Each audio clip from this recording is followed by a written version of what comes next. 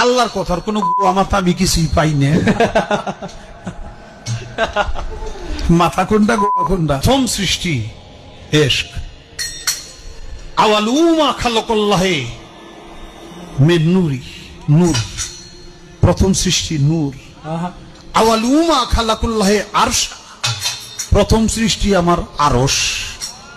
দেখেন, আওয়ালুমা খালাকাল্লাহে রূহ, প্রথম সৃষ্টি আমার রূহ।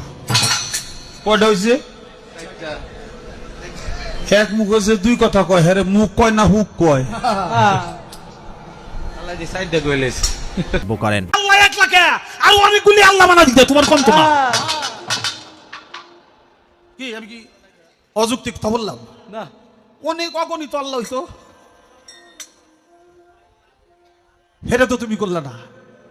হেটা যখন তুমি করো না, তাইলে মনে হয় তোমার কিছু কম পড়ে। পালাগানের এই আসরে আবুল সরকার অট্টহাসি দিয়ে সৃষ্টিকর্তা নিয়ে ব্যঙ্গাত্মক প্রশ্ন করেন। বলেন, আল্লাহর কথার নাকি কোনো ঠিক নাই। নুক্তা যদি অগণিতই হয়, তাহলে আলিফ থেকে ইয়া পর্যন্ত মাত্র 22টা নুক্তা দেওয়ার কারণটা কি? নুক্তা যদি আলিফ যদি অগণিত নুক্তাই হয়, তাহলে আলিফ থেকে ইয়া পর্যন্ত 30টা হরফ। এই হরফের মধ্যে কোনোটা একটা, কোনোটা দুইটা, সর্বোচ্চ 3টা। এই মোট নুক্তা মিলে মাত্র 22টা। অগণিতের মধ্যে 22টা দিলা, তাহলে তুমি এত কিপটা কেন? কথার কোনো মাথা আমি কিছুই পাই না। মাথা কোনটা? তার গানের মধ্যে বলছে, যাতে করে শক্তি সঞ্চয়, পাপ করেছে পাতে।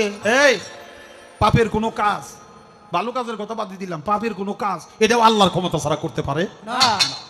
ছলনায় আদম বানাইয়া গড়িয়া জান্নাত, তার ভিতরে বসিয়া লইছো তুমি গন্ধমেরই সাপ। সেই গন্ধম খাওয়ার পাপের বিচার হবে হাসরেতে। যে বলেছে এমন কথা, তারে পাইছে ভূতে।